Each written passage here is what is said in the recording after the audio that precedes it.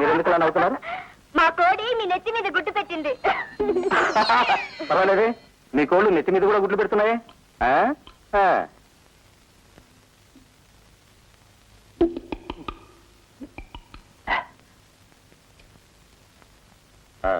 మీరు ఆ గూండాలని తనివి కొట్టడంలో నాకు చాలా సాయం చేశారు.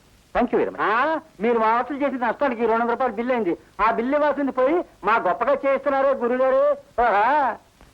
చెయ్యివ్వడమే కాదు, మీ అమ్మాయి గారికి ఇష్టం అయితే ఏకంగా చేయూతే ఇస్తాను. అలాంటి పిచ్చి పనులు చేస్తే మీకు వాత లేదానికి పీత అదే మండగప్పలాడుతుంది మా దగ్గర. జాగ్రత్త.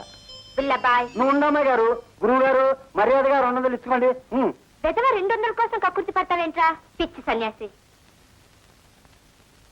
ఆయన తెచ్చిన పెట్టి మన దగ్గరే ఉందిగా. చూడండి, అందులో 10 వజ్రాలు ఉన్నాయి. ఒక్కొక్క వజ్రం ఒక్కొక్క లక్ష ఖరీదు చేస్తుంది. మీకు ఎన్ని వజ్రాలు కావాలో అన్ని వజ్రాలు తీసుకుని మిగతా నాకు ఇచ్చేయండి. ఇది ఏమన్నా కాఫీయా గురువు గారు 1/2 పంచుకోవడానికి? వజ్రాలు అవి ఎన్నున్నా ఇంకా కావాలనిపిస్తుంది. అంచేత 10 మేము ఉంచుకుంటాం. సరే, ఉంచుకోండి. Very good. ముందు దానిలో 10 వజ్రాలు ఉన్నాయో లేదో లెక్క పెట్టుకోండి. ఇందులో ఏముంది? నా బొంద. అన్యాయం, అక్రమం, దగ, మోసం, కుట్ర. అమ్మగారు తీ మడగప్ప. మీరేం బెంగపడకండి. వాడు చావండి. హాయిగా 1 గంట నిద్రపోతాడు. మీరు వాడిని కొట్టకుండా ఉండాల్సిందండి. మీకు నా వజ్రాలు కొట్టేయాలనే దురాలోచన రాకుండా ఉండాల్సిందండి. దురాలోచన నాకా? నిప్పులాగా బ్రతికిందాన్ని ఇన్నాళ్ళకి మీ చేత దొంగ అనిపించుకున్నాను. చిచి, తీసుకెళ్ళండి.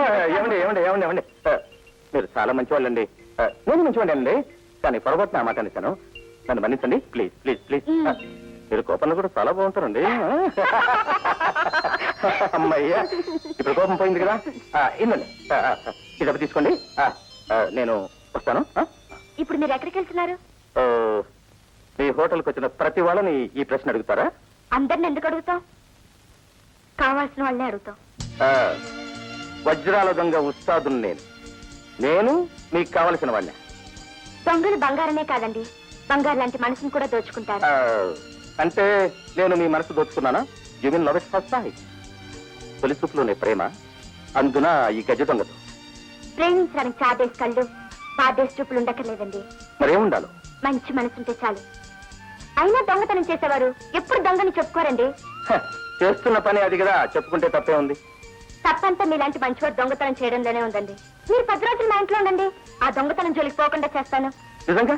నిజంగా. అయితే 10 రోజులేంటి, 10 కాలాల పాటు నీతోనే ఉంటాను. నిజంగా? నిజంగా.